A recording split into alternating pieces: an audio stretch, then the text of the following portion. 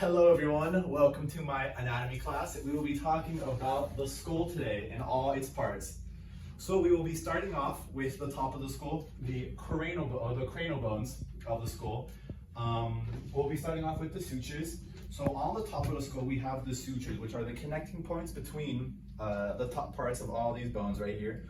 We'll start with the coronal suture, which will be this one right here, and it's on the front of the front part of your skull. A good way to remember what it is the crown area, coronal crown, and it'll be a good way to memorize that is the coronal suture.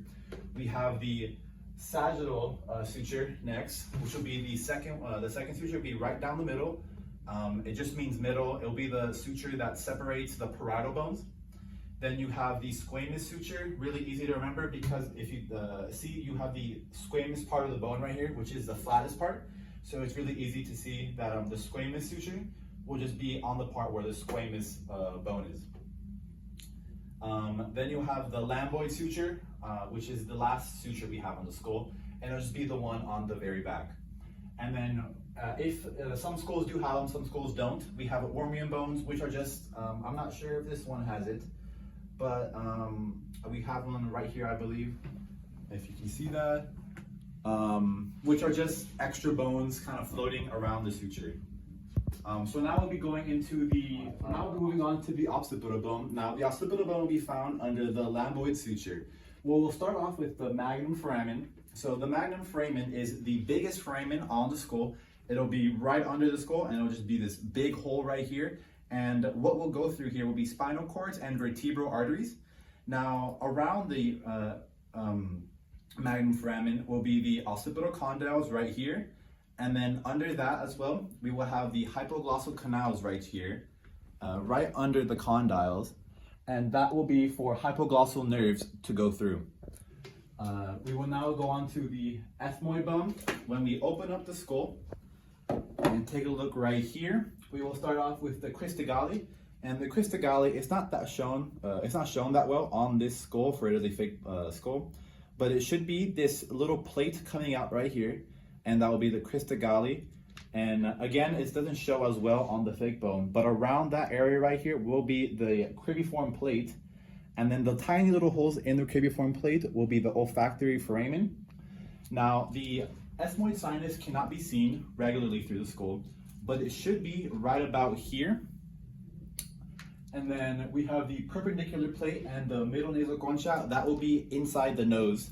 And then the perpendicular plate will be the top portion of this middle plate right here. It will be right up here. And then the middle nasal concha will be these little spines right here. All right, we'll now talk about the frontal bone and the parietal bone. Now these two bones we will put together because they're just really small, don't have a lot of information to them.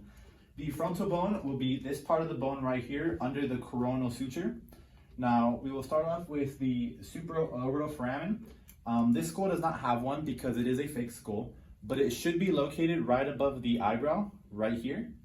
Then we'll have the frontal sinus. Again, we cannot see it on this bone, but that should be located right here. And then the parietal bone, all we need to know which bones those are. It'll be the two bones that are separated by the sagittal suture, and it'll be these two right here. Moving on to the sphenoid bone. So the sphenoid bone, you'll have to open up the skull to see. We'll start off with the sella turcia. The sella turcia is this part of the sphenoid bone. And then from there, we'll go on to the lesser wing and greater wing. The lesser wing of the sphenoid bone will be right up here, and the greater wing will be down here. And an easy way to differentiate the two, the greater wing looks like it's just the bigger area. So it'll just look like a bigger wing, basically.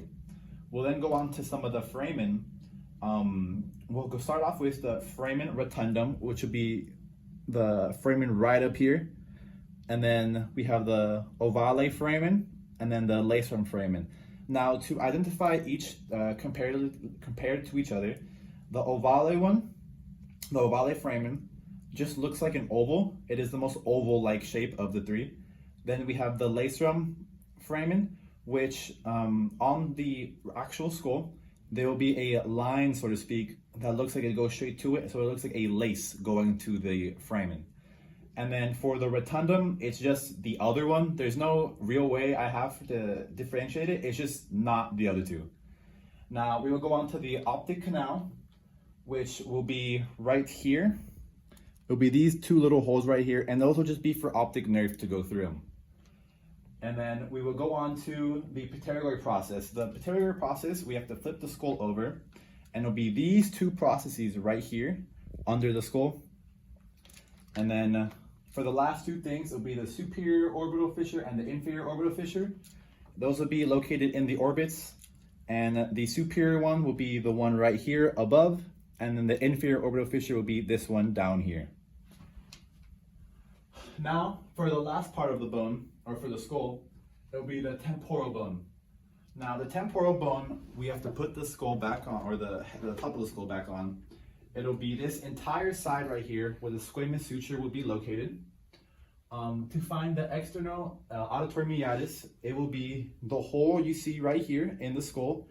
And then if we open the skull up, we will find the internal auditory meatus. Now, to find the mastoid process, it'll be on the petrous portion of the temporal bone, which is the hard part right here. The mastoid process would be right here, this part sticking out. Moving on, now we'll go on to the styloid process. The styloid process on a real skull is really hard to see too, even on a fake one as well. It's more found on not human remains, but on an actual skull of the person. And it should be this little process right here. It's a spine that kind of shoots out like this.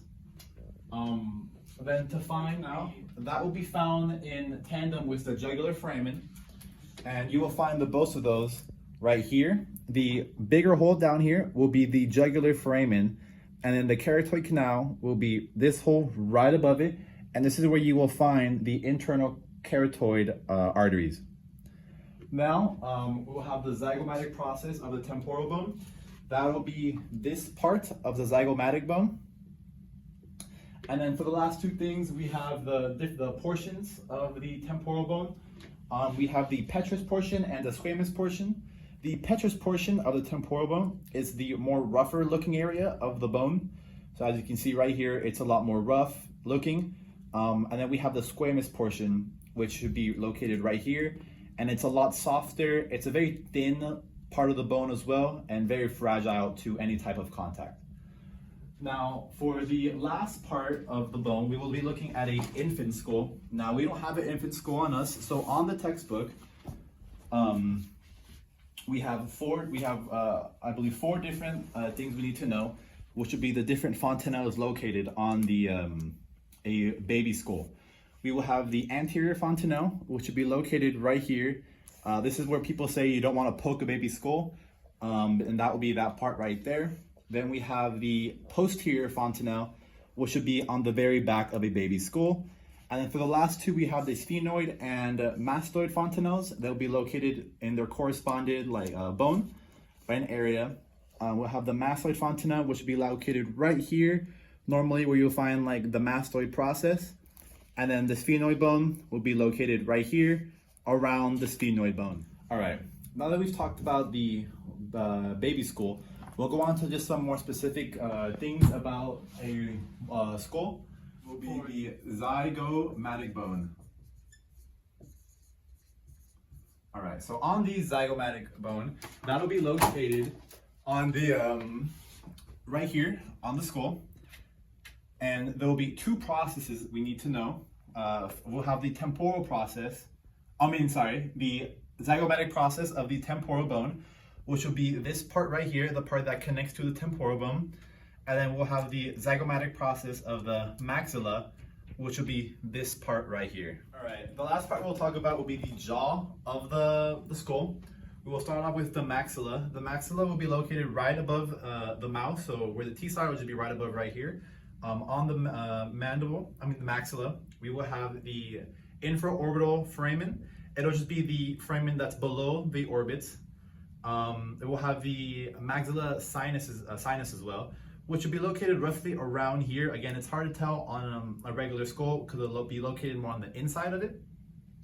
Then we'll go on to the mandible, and we'll just take the skull off and just look at the mandible itself. On the mandible, we have the manubular condyle, which would be right here. And then we also have the coronoid process of the mandible as well. Now, this part right here, this angle you see on the jaw, will be your ramus of the mandible. Now, a couple last things to note on the skull, which are parts of the skull that are more like individual to themselves. We do have the vomer, which will be this bottom portion of the inside the nose. It'll be this bottom part right here. This will be the vomer, and then the last thing we'll talk about will be the inferior nasal concha, which will be this right here as well. Boom. Thank you guys for watching. Hope you learned something.